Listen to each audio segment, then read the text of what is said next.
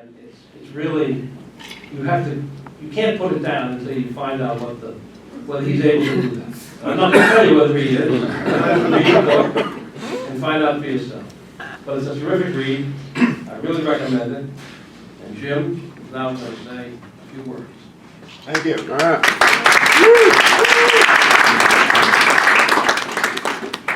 As Finn Fogg, my buddy, who I did lure into Skadden in 1966, that's the year we came, and the total number of Skadden lawyers at that time was somewhere in the teens. And he's been doing great things ever since then, and in fact now he's heading up New York's Legal Aid Society. Yeah. I'm delighted to see you all here tonight. A number of my former Skadden partners, younger lawyers from the firm who I have yet to meet, a lot of family and long-time friends from outside the firm, some lawyers, some not. And my sincere thanks to Skadden for hosting this event. Great. This party is to celebrate the publication of my first novel, Three's a Crowd. There are copies for everyone. I'm going to be signing them after we talk here. I hope you'll come by, get a copy, read it. More on that in a moment. I also want to mention that 2017 is the 25th anniversary of my book, Smart Negotiating, How to Make Deals in the Real World, which was published by Simon & Schuster in 1992 while I was a partner here.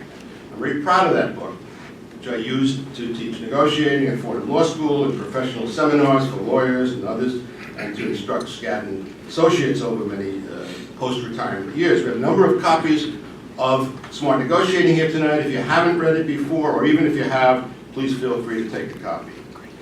The world has changed in many ways since I wrote it, but not in how deals are made. I think you'll find it helpful. As for Three's a Crowd, I think of it as the bastard child of my two prior retirement books. Smell Test, published in 2008 by the American Bar Association, is a volume of 10 fictional short stories I wrote about lawyers, with my commentaries after each about the lawyers' screw-ups and what should or might have been done instead. Anatomy of a Mediation, published in 2012 by PLI, the Practicing Law Institute, is a book that contains a somewhat novel approach I have to mediating commercial disputes. I call Three's a Crowd a child of these two books because it's a fictional story about a lawyer who screws up, and its central drama is a tough three-party dispute that he's attempting to mediate. I call Three's a Crowd a bastard child because neither the ABA nor PLI wanted anything to do with the novel, so I self-published it.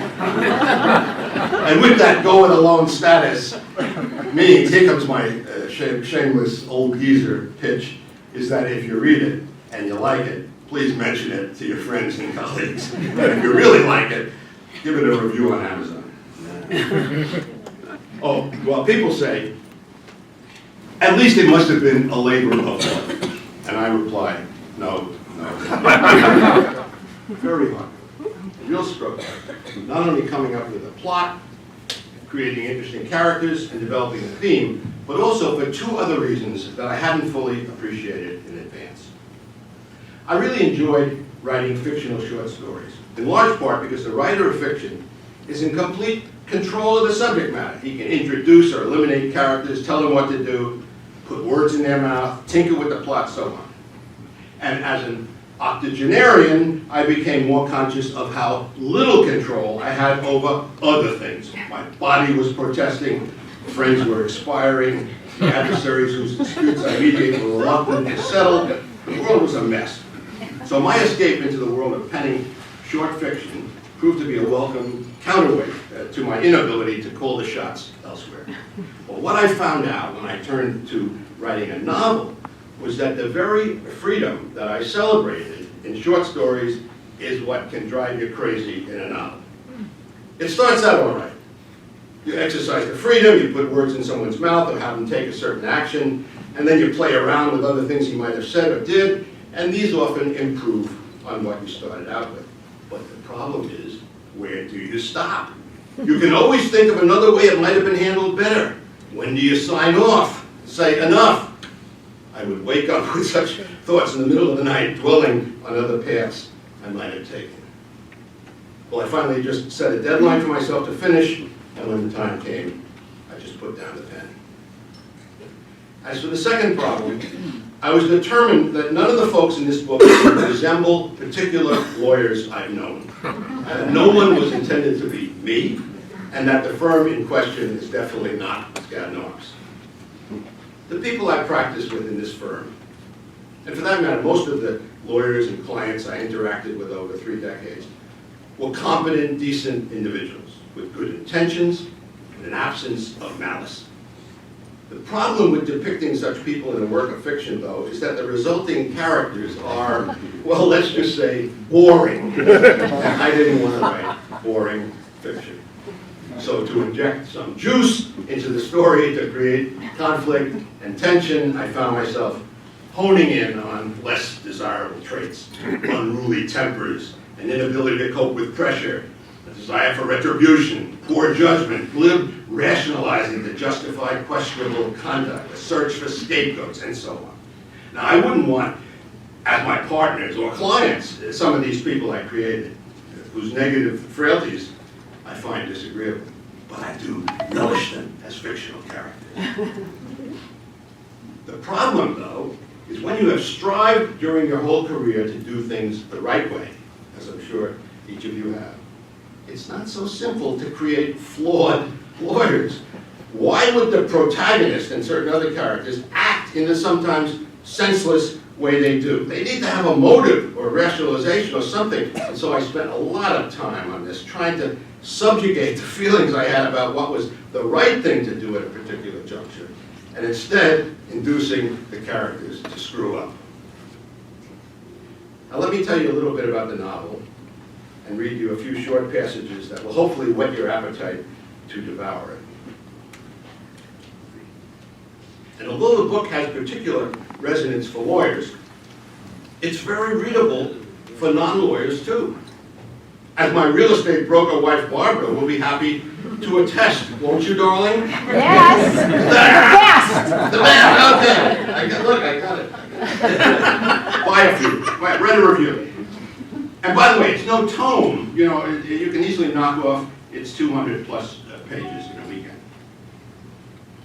I decided to set the story about a Manhattan lawyer back in the year 1996, which was my last inactive practice. I just wanted to feel comfortable with what was going on in the practice of law and the operation of a law firm. So there are no cell phones or emails in these pages. A lot of handwritten notes and messenger services taking place. But my sense is that the essential situations facing business lawyers back then weren't dissimilar to what they face now. And the issues that give rise to ethical problems, or client concerns, or internal firm squabbles, or negotiating impasses still ring true today. Here's a brief synopsis I wrote of the situation and characters in the book. During 10 eventful days in March 1996, the myriad problems that engulfed New York lawyer Ben Fletcher, Fletch we call him, all seem to come in triplicate, which of course is what's behind the title of the book. He's attempting to mediate a compromise to a bitter dispute among 3 self-righteous antagonists, none of whom is giving an inch, and with reason to believe that failure to break the deadlock will jeopardize Fletcher's future. He's on the verge of being ousted from his law firm partnership by a trio of senior partners who don't have Fletcher's best interests at heart. And he's beset by a triplet of family problems that greatly add to the professional pressures that he's experienced. A mother suffering from dementia, a ne'er-do-well brother pressing him for money, and a daughter on the verge of linking up with a man Fletch deems unworthy of her. Now, what exacerbates the situation is that Fletch can sometimes be his own worst enemy, with an unruly temper, an inability to cope with pressure and handle criticism, and too many moments when he exercises poor judgment.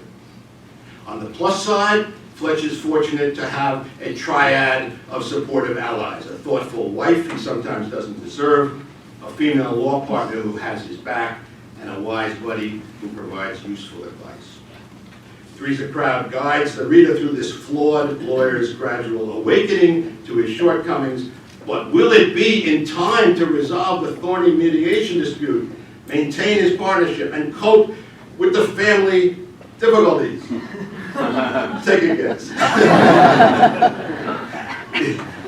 The aspect of the book that I consider most unique is the detailed treatment of the three-party dispute that Fletch is attempting to mediate. Each party is mad at hell at the other two. Each is taking extreme positions that contradict the other. Each party has unrealistic expectations as to what can be achieved in the mediation. No one's being cut across. And it's all about dollars. So there's nothing else for the mediator to try to move around to improve the prospects for settlement. I approach this situation step by step, showing both the positions and underlying rationales of the mediator and the parties with a focus on how Fletch is trying to deal with them. And by the way, if the subject matter interests you, you might want to read my book, Anatomy of Mediation, and especially part 4, which is on mediating multi-party disputes. Now let me read you a few passages from Three's a Crowd to illustrate some of the problems created, in this case by Fletch's temper. He had other flaws, but this is temper.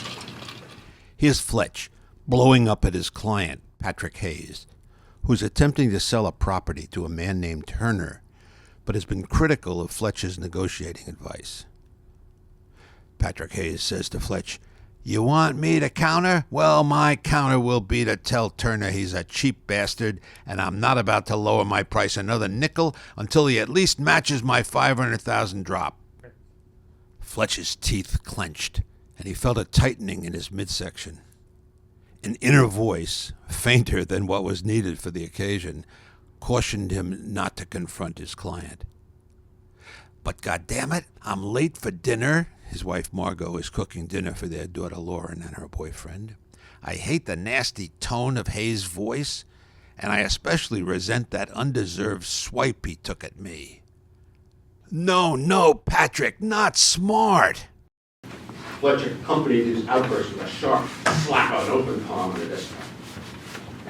Fletch knew instinctively he should calm down at this point, but the realization that to resolve this lawyer-client wrangle could take an hour, while Margot and Lauren cooled their heels waiting for him, subverted his good judgment.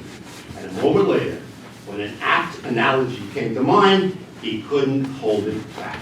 "You know, Patrick," he muttered in a low tone, "you're like what Talleyrand said about the Bourbon dynasty. They've learned nothing and forgotten nothing, doomed to continually repeat their mistakes of the past."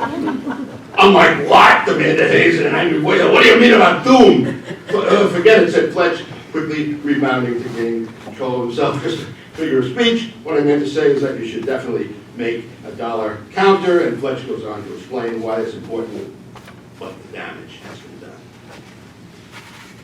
Fletch's problem isn't only with the client. After a subsequent session with Hayes that Fletch's associate sat in on, here's how Fletch closes the dialogue he has with the associate, Alec Trent, after Hayes has departed. Retaking his seat, Fletch gave every sign that he wanted to end the discussion. Alec, the associate, knew he should shut up at this point. An associate can only press a partner so far, but he just couldn't keep quiet. And here it comes from Alec. "Still, I can't understand why you advised him to take the risk of Turner walking away, especially after Hayes verbalized his fear of that very risk at the end of the call. Am I wrong, or didn't that give you an ideal opportunity to back off and let him follow his own instincts?" For Fletch, this was one of those moments when deep down he knew he should just let Alec's challenge pass.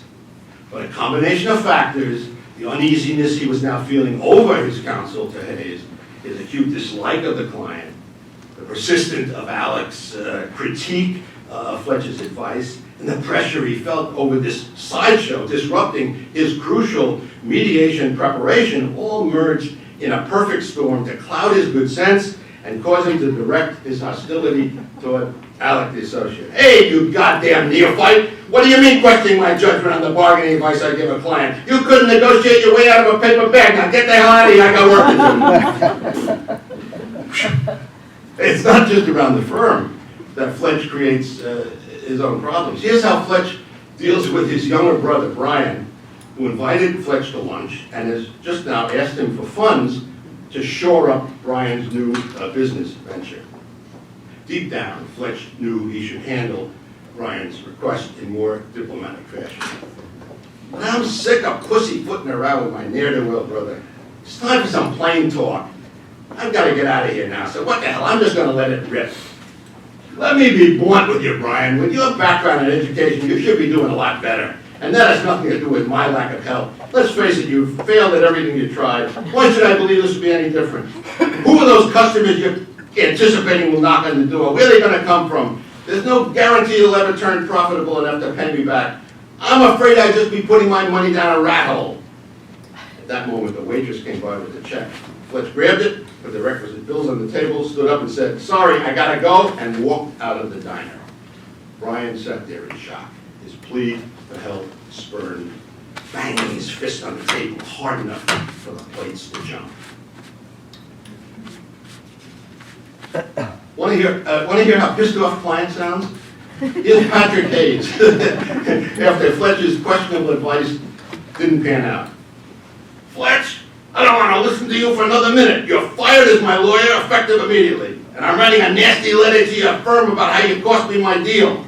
With that, Hayes turned and stomped toward the office door, shouting over his shoulder, the words none of us ever want to hear, "And I'll never again listen to any goddamn negotiating advice from a lawyer."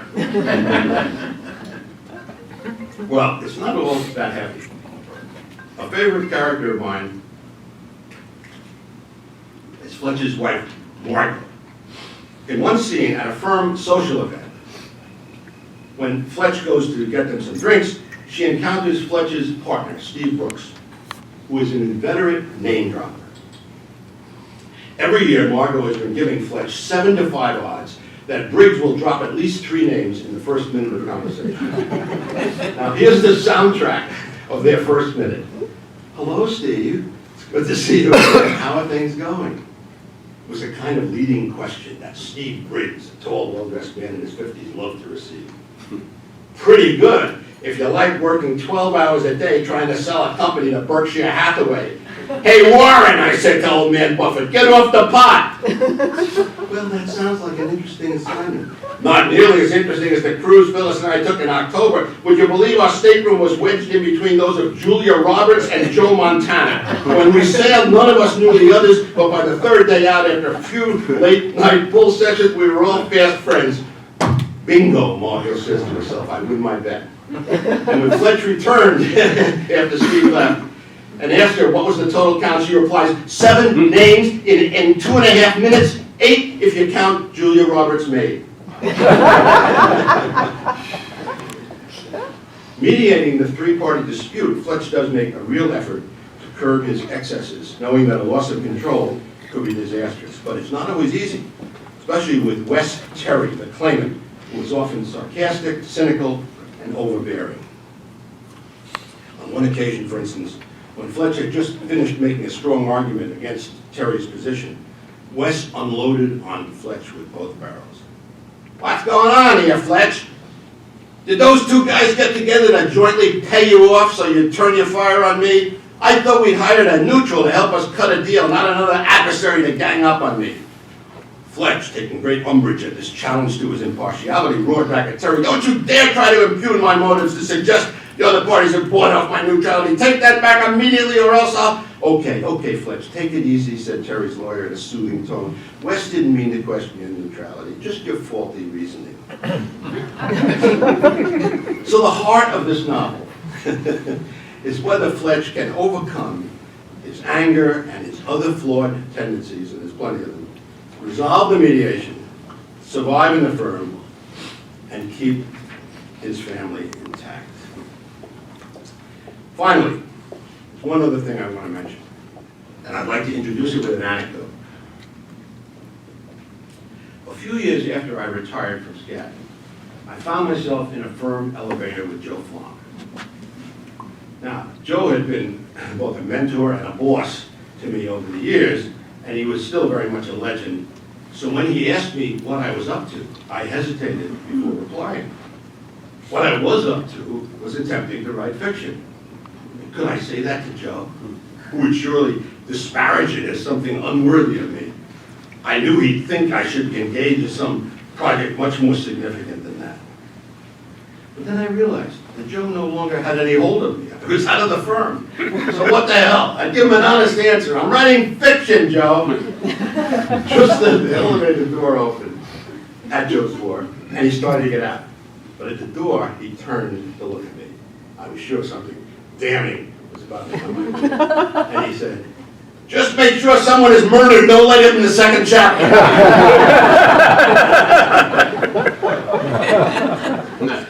Okay. So I guess I have to tell those of you who might ask that no one gets murdered. Freeze a crowd in any chapter. But once the interrogator learns that, there's another leading question I'm often asked. Does the book have any sex in it?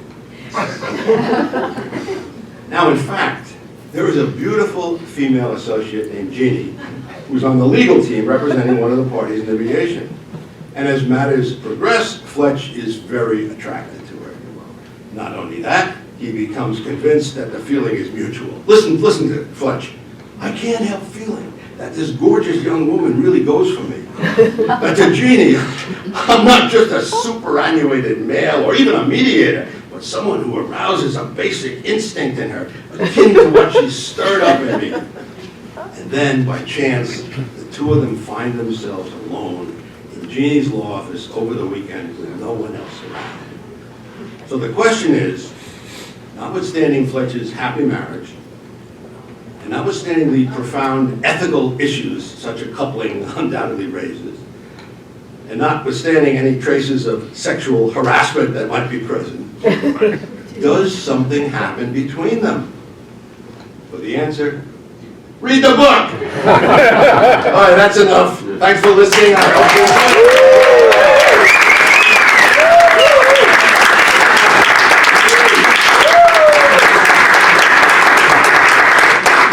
Any questions, comments? Happy to reply, yeah. Who's going to play the lead in In the movie. Mark Feuerstein. That's right. Your family has to look into this. Okay. Come over and I'm happy to sign books, and thanks so much for coming.